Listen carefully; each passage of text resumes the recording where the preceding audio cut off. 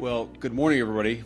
And let me say a couple of notes of appreciation. First of all, to the Prime Minister of Pakistan and to Field Marshal Munir, who were both incredible hosts. And whatever shortcomings in the negotiation, it wasn't because of the Pakistanis, who did an amazing job and really tried to help us and the Iranians bridge the gap and get to a deal. We have been at it now for 21 hours, and we've had a number of substantive discussions with the Iranians. That's the good news. The bad news is that we have not reached an agreement, and I think that's bad news for Iran much more than it's bad news for the United States of America. So we go back to the United States having not come to an agreement. We've made very clear what our red lines are, what things we're willing to accommodate them on, and what things we're not willing to accommodate them on. And we've made that as clear as we possibly could, and they have chosen not to accept our terms. Questions? Nick Robertson from CNN.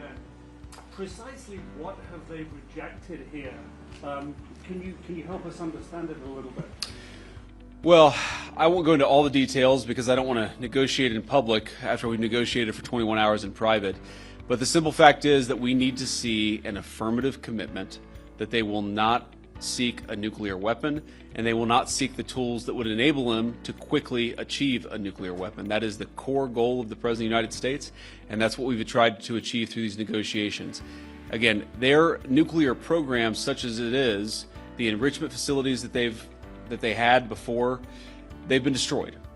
But the simple question is, do we see a fundamental commitment of will for the Iranians not to develop a nuclear weapon, not just now, not just 2 years from now, but for the long term? We haven't seen that yet. We hope that we will. Jen. Is there a framework on anything, and also if the Iranian frozen assets come up, and we can reach any conclusions on those frozen assets? We talked about all those issues, Jen, and we talked about a number of issues beyond that, and so certainly those things came up. But again, we just could not get to a situation where the Iranians were willing to accept our terms. I think that we were quite flexible, we were quite accommodating. The President told us, you need to come here in good faith and make your best effort to get a deal. We did that, and unfortunately we weren't able to make any headway. Preston.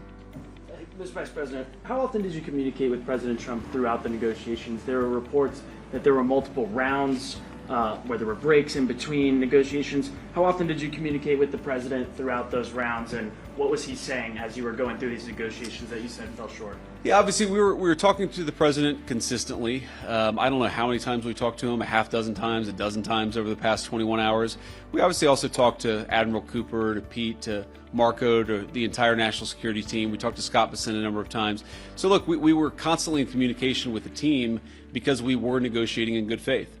And we leave here with a very simple proposal, a method of understanding that is our final and best offer. We'll see if the Iranians